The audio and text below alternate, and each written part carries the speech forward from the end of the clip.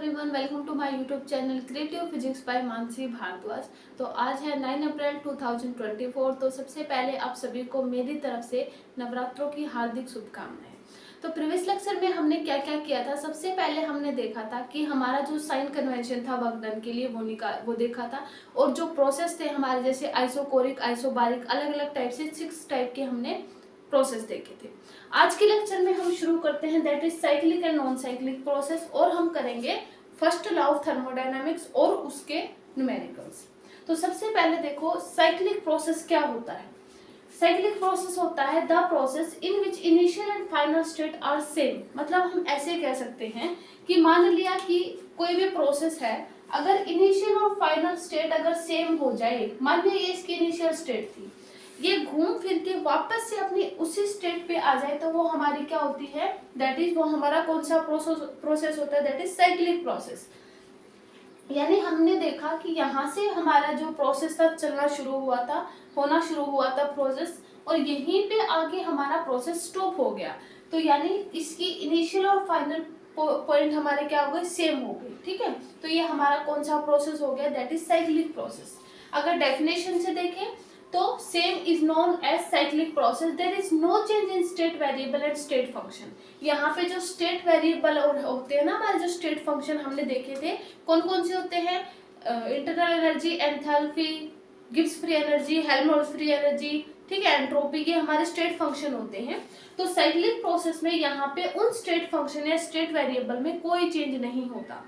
ठीक है, तो यानी हमारे जो साइक्लिक प्रोसेस होते हैं उनमें जो स्टेट फंक्शन होता है उनमें हमेशा क्या होंगे, जीरो होंगे, मतलब चेंज नहीं होगा। ठीक है, if cyclic goes clockwise then work done the system and cyclic is anti-clockwise then work done on the system। यानी क्या होगा, जब हमारा साइकिल जो है अगर क्लॉकवाइज डायरेक्शन में जाएगा, ठीक है, तो वर्क डन क्या होगा, जब वर्क डन होगा बाय द सिस्टम, यानी जब सिस्टम वर्क करेगा। लेकिन अगर साइकिल एंटी क्लॉकवाइज है, ऑपोजिट है, तो क्या होगा कि हम सिस्टम पे वर्क कर रहे होंगे। तो ठीक है, तो अगर एंटी क्लॉकवाइज है तो वर्क डन क्या होगा, ऑन द सिस्टम। अगर क्लॉकवाइज है तो वर्क डन हमारा क्या होगा, बाय द सिस्टम। क्लियर है। अब देखो यहाँ पे जो हमारे जो साइक्लिक प्रोसेस होते हैं उनमें जो इंटरनल एनर्जी होती है, चेंज इन इंटरनल एनर्जी, वो हमेशा क्या होगी, जीरो। एज ए हम देख चुके हैं यहाँ पे कि हमारा जो स्टेट फंक्शन होता है उनमें कोई चेंज नहीं होता। तो इसलिए यहाँ पे जो डेल ऑफ यू है वो हमेशा साइक्लिक प्रोसेस में क्या होगा, जीरो होगा।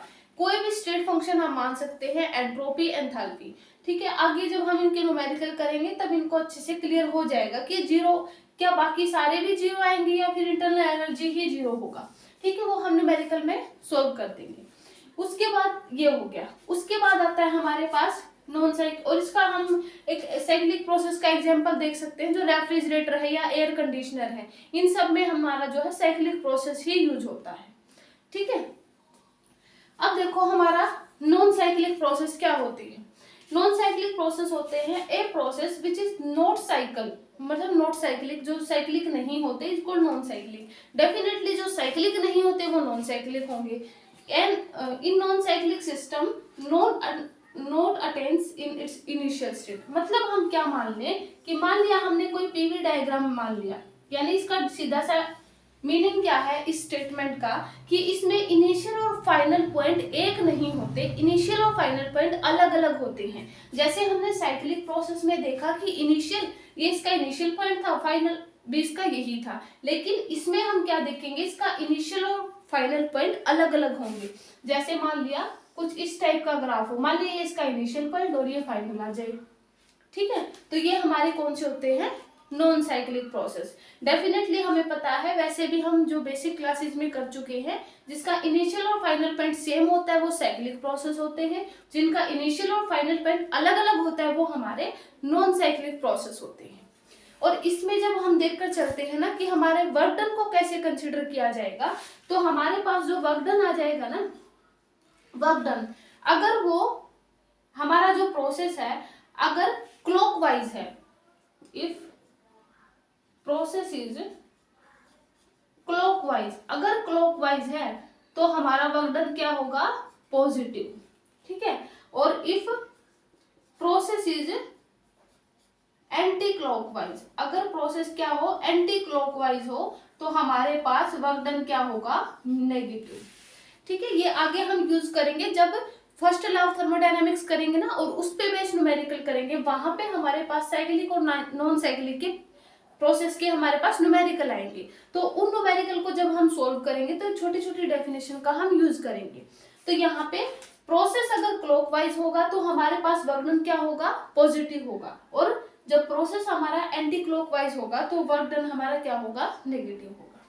ठीक है, तो ये हमारे क्या थे, cyclic and non cyclic process. अब हम देखते हैं फर्स्ट लॉ ऑफ थर्मोडायनामिक्स। ये हमारे पास फर्स्ट लॉ ऑफ थर्मोडायनामिक्स है। अब फर्स्ट लॉ ऑफ थर्मोडायनामिक्स की डेफिनेशन क्या होती है, अगर कोई अमाउंट ऑफ हीट हम सिस्टम को देते हैं तो कुछ पार्ट तो उसका वर्क को करने में यूज हो जाता है, और कुछ पार्ट क्या करता है, उसकी इंटरनल एनर्जी को चेंज करता है, सिस्टम की इंटरनल एनर्जी को। यानी डेफिनेशन हमारे पास सीधी सीधी ये होगी, अगर हम सिस्टम को हीट देते हैं तो क्या होगा, कुछ पार्ट तो वर्क डन होने में यूज हो जाएगा, और कुछ क्या होगा, सिस्टम की इंटरनल एनर्जी को चेंज कर देगा। तो यहाँ से ये हमारे पास फर्स्ट लॉ ऑफ थर्मोडायनामिक्स की डेफिनेशन होती है, दैट इज dq। जब हम हीट देते हैं किसी सिस्टम को तो वो इंटरनल एनर्जी और वर्क डन करने में यूज हो जाता है। ये हमारे पास फर्स्ट लॉ ऑफ थर्मोडायनामिक्स की डेफिनेशन है, और ये इसकी मैथमेटिकल फॉर्म है। यहाँ पे अगर साइंटिफिक साइन कन्वेंशन लेना हम, क्योंकि जैसे ही हम सिस्टम को क्या दे रहे, हीट दे रहे हैं, तो डेफिनेटली क्या होगा कि वहां से कुछ वर्क डन होगा, कुछ इंटरनल एनर्जी चेंज होगी, यानी वर्क डन सिस्टम, मतलब सिस्टम जो है वर्क डन करेगा, तो work done by the system होगा, दैट इज नेगेटिव। तो जब हम work done by the system करते हैं, हमने साइन कन्वेंशन देखा था, साइंटिफिक साइन कन्वेंशन हम प्रीवियस लेक्चर में कर चुके हैं। हमारे पास इंजीनियरिंग साइन कन्वेंशन था और साइंटिफिक साइन कन्वेंशन था। उसमें हमने डिस्कस किया था कि हम डेफिनेटली किसका यूज करेंगे, that is scientific sign convention का। और उसमें हमने देखा था कि जब work done by the system होता है तब वहां पे क्या होगा, हमारे पास नेगेटिव वर्क डन आएगा। तो यहाँ पे जैसे ही हम कुछ हीट देंगे तो डेफिनेटली सिस्टम वर्क कर रहा होगा, क्योंकि वहां पे वर्क डन हीट जैसे ही हम हीट देंगे तो डेफिनेटली वहां पे क्या होगा, कुछ तो वर्क डन हो जाएगा और कुछ इंटरनल एनर्जी में चेंज हो जाएगी। तो यहाँ पे मतलब work done by the system हो रहा है ना, तो यहाँ पे वर्क डन क्या हो जाएगा, नेगेटिव। तो यहाँ पे अगर साइन कन्वेंशन हम मान के चले ना, किसका, साइंटिफिक साइन कन्वेंशन, तो यहाँ पे माइनस वर्क डन आ जाएगा। इतना क्लियर है, ये हमारे पास वर्क डन की मतलब फर्स्ट लॉ ऑफ थर्मोडायनामिक्स की डेफिनेशन है। तो अब हम फर्स्ट लॉ ऑफ थर्मोडायनामिक्स का फिजिकल सिग्निफिकेंस देखते हैं। अब देखो फिजिकल सिग्निफिकेंस क्या होगा फर्स्ट लॉ ऑफ थर्मोडायनामिक्स का। फर्स्ट लॉ ऑफ थर्मोडायनामिक्स का फिजिकल सिग्निफिकेंस क्या होगा। अब देखो यहाँ से हमें पता है, ये हमारे पास डेफिनेशन आई, मतलब हमने जब हीट दी सिस्टम को तो कुछ इंटरनल एनर्जी चेंज हुई, वर्क डन हुआ। सबसे पहले हमारा जो फिजिकल सिग्निफिकेंस बता रहा है कि हमारे पास जो du आया, यानी चेंज इन इंटरनल एनर्जी, हमें पता है एक स्टेट फंक्शन होता है, यानी सिर्फ और सिर्फ फाइनल और इनिशियल पे डिपेंड करेगा, वो पूरे के पूरे पाथ पे डिपेंड नहीं करेगा। तो यहाँ पे जो du है, फर्स्ट तो चीज हमारा फिजिकल सिग्निफिकेंस यहाँ से यही आया कि हमारे पास जो इंटरनल एनर्जी है वो एक स्टेट फंक्शन है। इतना क्लियर है। अब सेकंड हमारे पास क्या आया कि जब हमने सिस्टम को हीट दी ना तो हमारे पास कुछ वर्क डन हुआ। हम प्रीवियस लेक्चर में कर चुके हैं कि हमारे पास एनर्जी की दो फॉर्म आई थी, एक तो स्टेट फंक्शन था, एक मोशन में इन मोशन था। स्टेट फंक्शन में हमने देखा था internal energy, enthalpy, Gibbs free energy, ये सारे हमारे स्टेट फंक्शन थे। और जो इन मोशन हमने देखा था वर्क डन और हीट थे। अब वर्क डन और हीट को हमने देखा था कि वो हमारे फॉर्म ऑफ एनर्जी नहीं होते, वो हमारी क्या होते हैं, mode of transfer of energy, यानी हम एनर्जी को उन मोड के थ्रू ट्रांसफर कर सकते हैं। तो वहां पे यही यूज किया गया है, वो जो कॉन्सेप्ट है यहाँ पे यूज किया गया है, यानी हीट जैसे ही हमने उसको दिया तो उसने वर्क डन कर दिया, यानी उसने क्या किया, एनर्जी का ट्रांसफर कर दिया, है ना। तो ये हमारे पास क्या है, वर्क डन, जो हीट, वर्क डन और हीट है, ये हमारे mode of transfer of energy है। तो जैसे ही सिस्टम को हीट दी गई तो उसने क्या किया, वर्क डन को में उस एनर्जी को ट्रांसफर कर दिया। इतना क्लियर है। इसका फर्स्ट सिग्निफिकेंस तो ये हुआ कि हमारी इंटरनल एनर्जी है वो एक स्टेट फंक्शन है, इनिशियल और फाइनल पॉइंट पे डिपेंड करती है।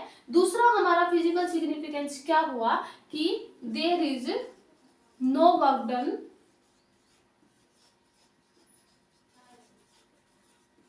Without any loss of energy.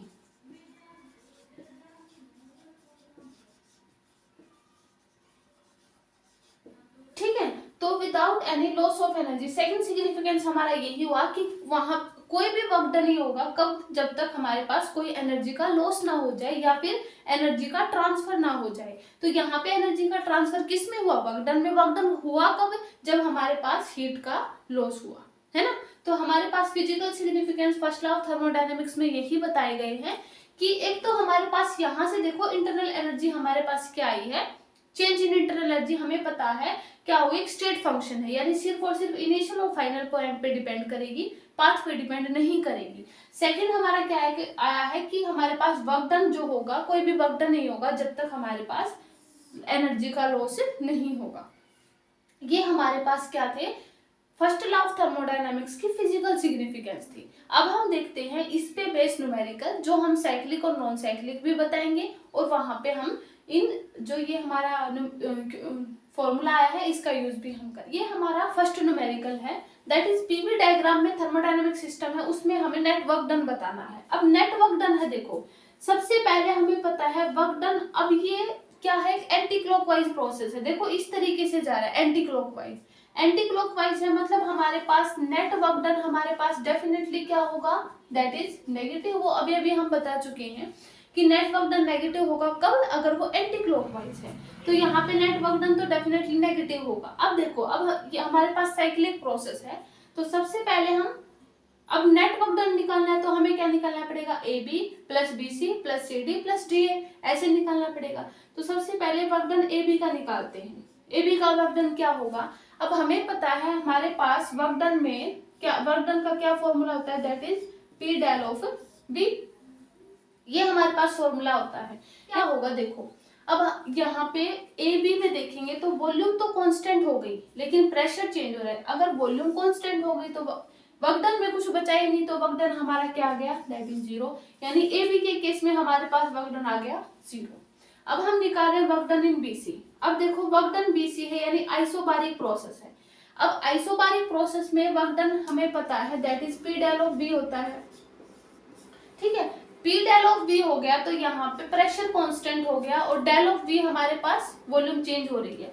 तो बीसी में क्या हो गया, अब देखो यहाँ पे इस तरीके से साइक्लिक प्रोसेस आ रहा है, यानी गैस ने क्या किया, गैस के ऊपर कुछ वर्क हो रहा है, मतलब सिस्टम वर्क कर रहा है ना। तो यहाँ पे क्या हो जाएगा, दैट इज, देखो अब इसका हम क्या निकाले, इस तरीके से प्रेशर तो हमारा कांस्टेंट हो गया, दैट इज क्या हो जाएगा, दैट इज पी हमारे पास क्या है 4, है ना, ये 4 वैल्यू गिवन है ना, और डेल ऑफ बी हमारे पास क्या है, दैट इज 2 माइनस, इसको हम ऐसे भी लिखते हैं ना, v2 minus v1, p del of v मतलब p v2 माइनस v1। अब v2 माइनस v1 हमारे पास कितना है 1 यानी 4। अब यहाँ पे देखो BC है, यहाँ पे -4 जूल आएगा। अब इसका रीजन क्या है -4 जूल आने का, अब क्योंकि प्रोसेस हमारा एंटी क्लॉकवाइज जा रहा है, तो डेफिनेटली हमारे पास वर्क डन क्या होगा, नेगेटिव। एंटी क्लॉकवाइज जा रहे हैं ना, तो हमारे पास वर्क डन क्या होगा, that is negative. Anti clockwise है, बीसी के डायरेक्शन में जाएगा, तो गैस जो वर्क करेगी ना, ठीक है, मतलब गैस के थ्रू वर्क होगा, work done by the system हो रहा है ना। तो वर्क डन अगर बाय द सिस्टम हो रहा है तो डेफिनेटली हमारे पास क्या होगा, -4 जूल, है ना। और इन्वायरमेंट का वर्क डन क्या होगा, पॉजिटिव। तो ये रीजन है -4 जूल होने का, क्योंकि यहाँ पे वर्क डन क्या हो रहा है, on the system, sorry bye the system हम कर रहे हैं ना, क्योंकि गैस के ऊपर वर्क हो रहा है, तो work done by the system हुआ, तो इसलिए हमारे पास वर्क डन क्या आया, -4 जूल। अब हम देखते हैं CD के अबाउट। CD के अबाउट भी हमारे पास क्या है, वॉल्यूम कांस्टेंट है, दैट इज 0 होगा। अब DA के वर्क डन इन DA में हमारे पास क्या होगा, देखो सेम वही आइसोबारिक है, और यहाँ पे देखो अब हमारे पास यहाँ पे देखा तो हमारे पास जो गैस थी उसकी वो वर्क कर रही थी, क्योंकि उसके ऊपर प्रेशर हो रहा था, वर्क डन हो रहा था। लेकिन अब यहाँ पे देखो, अब यहाँ पे इसके नीचे तो इन्वायरमेंट है, खाली है, तो कुछ नहीं है। इसका मतलब क्या होगा, इन्वायरमेंट में हमारे पास वर्क डन पॉजिटिव था, और जो गैस में था, गैस के थ्रू वर्क डन हो रहा था वो नेगेटिव था। तो यहाँ पे ये इन्वायरमेंट मतलब नीचे का हो गया, तो यहाँ पे वर्क डन पॉजिटिव होगा। तो यानी P हमारे पास कितना है, दैट इज 2, और ये 2 - 1 यानी 1, दैट इज 2, ठीक है। यानी यहाँ पे हमारे पास नेगेटिव वर्क डन क्यों आया था, क्योंकि जब यहाँ इस टाइप से जाएंगे बी से सी, तो यहाँ पे गैस के थ्रू वर्क होगा। तो गैस में जो वर्क होगा आइसोबारिक प्रोसेस में, तो वहां पे गैस के थ्रू वर्क डन नेगेटिव आता है और इन्वायरमेंट में हमारे पास वर्क डन क्या आता है, पॉजिटिव। तो उसी तरीके से जब यहाँ पे आए डी से ए में जा रहे हैं तो वर्क डन हमारा पॉजिटिव आया है, क्योंकि यहाँ पे इन्वायरमेंट में वर्क हो रहा है, इन्वायरमेंट वर्क करेगा तो पॉजिटिव कर रहा है, तो इसीलिए यहाँ पे प्लस का 2 आया है। अब नेट वर्क डन निकालना था तो हमारे पास -2 नेट वर्क डन निकालेंगे तो क्या आ जाएगा, that is work done of A B plus work done of B C plus work done of C D plus work done of D A. अब तो ए बी सिर्फ कौन कौन से हैं, ए बी और डी ए, तो -4 plus का 2 ये आ जाएंगे, that is -2 joule net system पे, इस साइकिल पे नेट वर्क डन हुआ है, दैट इज -2 जूल आंसर। ठीक है, तो ये इस तरीके से सॉल्व होते हैं। देखो ये हमारा सेकंड न्यूमेरिकल है, साइक्लिक प्रोसेस है, हीट ट्रांसफर 30 जूल है, -50 जूल है, -10 जूल है, 60 जूल है, तो हमें वर्क डन बताना है साइक्लिक प्रोसेस में। अब according to first law of thermodynamics में हमने क्या फॉर्मूला देखा था, दैट इज जो हमारी हीट है वो किस में चेंज हो रही थी, इंटरनल एनर्जी में और वर्क डन में। अब यहाँ पे साइक्लिक प्रोसेस है, तो साइक्लिक प्रोसेस में अभी डेफिनेशन में बताया था कि चेंज इन इंटरनल एनर्जी हमेशा 0 होगी ऑल साइक्लिक प्रोसेस में। तो यहाँ पे डी क्यू है, साइक्लिक प्रोसेस में है तो 0 आ जाएगा और ये वर्क डन आ जाएगा डी डब्ल्यू। यानी अब बताना क्या है, वर्क डन बताना है साइक्लिक प्रोसेस में। अब वर्क डन बताना है तो हमारे पास जो वर्क डन आ जाएगा वो इन सारी हीट का टोटल हमारे पास वर्क डन आ जाएगा। तो वर्क डन निकालेंगे तो 30 जूल माइनस का 50 जूल माइनस का 10 जूल और प्लस का 60 जूल, ये कितना आ जाएगा, दैट इज 30 जूल हमारे पास नेट वर्क डन आ जाएगा, है ना, क्योंकि साइक्लिक प्रोसेस में इंटरनल एनर्जी आ गई 0, तो वर्क डन जो आ जाएगा वो हमारा हीट के सम के इक्वल आ जाएगा, है ना। तो यहाँ पे ये ऐसे आ जाएगा। अब हम करते हैं नेक्स्ट न्यूमेरिकल है, ideal gas is taken through cyclic process. ये साइक्लिक प्रोसेस गिवन है, इसमें नेट हीट एब्जॉर्ब जो गैस ने कर रखी है वो 1 साइकिल में 15 जूल कर रखी है। Also find work done gas from B to C. अब इस बी टू सी में हमें वर्क डन निकालना है जब इस सिस्टम ने 15 जूल हीट को एब्जॉर्ब कर रखा है। तो हमें पता है according to first law of thermodynamics that is dq is equal to du plus dw होता है। अब ये साइक्लिक प्रोसेस है तो डेफिनेटली हमारे पास इंटरनल एनर्जी 0 आ गई, तो सिर्फ और सिर्फ हमारे पास क्या बचेगा कि जो हीट एब्जॉर्ब है वो हमारे पास किसके इक्वल आ जाएगी, that is net work done के। यानी जब हम हीट को देखेंगे तो यहाँ पे इंटरनल एनर्जी 0 आ गई, तो ये जो हीट एब्जॉर्ब है ये नेट वर्क डन के इक्वल आ जाएगी, क्योंकि इंटरनल एनर्जी हमारी हो गई 0। अब हमें नेट वर्क डन चाहिए है। अब ये जो है हीट एब्जॉर्ब 15 जूल दे रखी है, तो इसको हम ऐसे लिखेंगे 15 joule is equal to net work done निकालना है। अब देखो नेट वर्क डन है, अब ये इस तरीके से है, साइक्लिक प्रोसेस तो गिवन है। अब ए से बी अगर हम जाएंगे, सॉरी सी से ए, पहले हम वर्क डन निकालेंगे C to A plus work done in A to B plus work done in B to C, यानी हमें ये वाली निकालनी है। ठीक है, अब देखो यहाँ पे अगर सी टू ए देखेंगे तो हमारे पास वॉल्यूम क्या हो रही है, कांस्टेंट, और according to work done formula that is P is equal to del of V, तो अगर चेंज इन वॉल्यूम 0 मतलब ये ही अगर कांस्टेंट हो गया तो वर्क डन हमारा 0 आ जाएगा। तो इस केस में सी ए के केस में हमारे पास वॉल्यूम कांस्टेंट हो रही है तो वर्क डन आ गया 0। अब हम वर्क डन निकालेंगे ए बी। अब ए बी के केस में प्रेशर हमें गिवन है 20 पास्कल और वॉल्यूम हमारे पास ये है 3 और 4, तो ये आ जाएगा वर्क डन हमारे पास 20 और इंटू डेल ऑफ बी यानी V2 माइनस यानी 4 माइनस 3 कितना आ गया, दैट इज 20। ठीक है, और ये हमें BC निकालना है plus work done in BC, और ये इज इक्वल टू 15 की इक्वल था, तो यहाँ पे वर्क डन BC निकालना था, तो 15 इज इक्वल टू 0 प्लस का 20 और प्लस का वर्क डन इन BC। अब BC में वर्क डन निकालना था, तो यहाँ से आ जाएगा 50 minus 20, 50 minus 20 is equal to work done in BC। Work done BC हमें फाइंड आउट करना था, तो यहाँ पे -5 जूल का वर्क डन आ जाएगा किसमें, BC साइकिल में। जो क्वेश्चन में पूछा गया था कि BC प्रोसेस में हमारे पास वर्क डन कितना आएगा, दैट इज -5 जूल।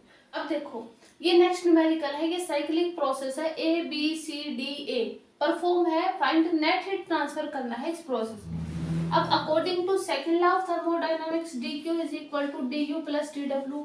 अब यहाँ पे जो साइक्लिक प्रोसेस है तो ये 0 होगा, यानी नेट हीट ट्रांसफर हमारे पास किसकी इक्वल आ जाएगी, वर्क डन की। अब ये साइक्लिक प्रोसेस है, अब जो वर्क डन होता है, जब हम वर्क डन निकालते हैं, अगर हमारे पास कोई लूप गिवन होता है तो वर्क डन होता है that is area of the loop. ठीक है, अगर हमारे पास कोई स्क्वायर हो गया, रेक्टेंगल हो गया, ट्रेपेजियम हो गया, तो अगर इस टाइप का लूप गिवन हो तो जो वर्क डन देता है वो हमें उसका एरिया ऑफ द लूप जो है वर्क डन दे देता है। तो अगर हम यहाँ पे देखें तो इसमें क्या रेक्टेंगल गिवन है, अब हमें पता है रेक्टेंगल का एरिया क्या होता है, that is length into breadth. अब अगर इसका नेट वर्क मतलब वर्क डन निकालेंगे तो क्या देगा, दैट क्या निकालना पड़ेगा, एरिया, लूप का एरिया निकालना पड़ेगा, तो लेंथ इनटू ब्रेड्थ। अब देखो इसकी लेंथ कितनी है, 30 माइनस 10, 30 माइनस 10 लेंथ हो जाएगी, और ब्रेड्थ कितनी हो जाएगी, दैट इज 8 माइनस 4, ये हमारे पास ब्रेड्थ हो जाएगी।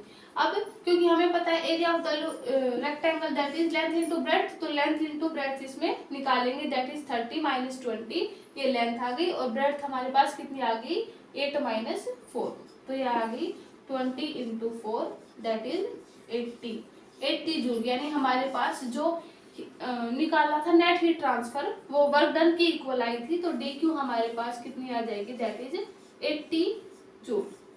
इतना हीट का ट्रांसफर होगा इस प्रोसेस में।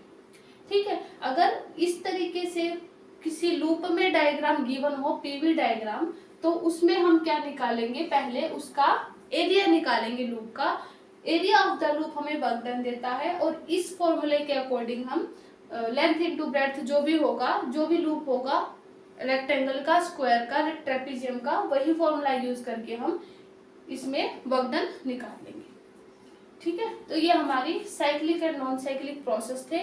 फर्स्ट लॉ ऑफ थर्मोडायनामिक्स था, तो इसमें हमने न्यूमेरिकल भी करवाए। नेक्स्ट लेक्चर में हम करेंगे जो हमारे पास लिमिट्स थी फर्स्ट लॉ ऑफ थर्मोडायनामिक्स की, जिसके कारण हमें सेकंड लॉ ऑफ थर्मोडायनामिक्स की जरूरत पड़ी, तो उन लिमिट को देखेंगे, और हमारे जो फर्स्ट लॉ ऑफ थर्मोडायनामिक्स की जो एप्लीकेशंस है उनको देखेंगे। ठीक है, तो आज के लेक्चर में हम इतना ही रखते हैं। ओके।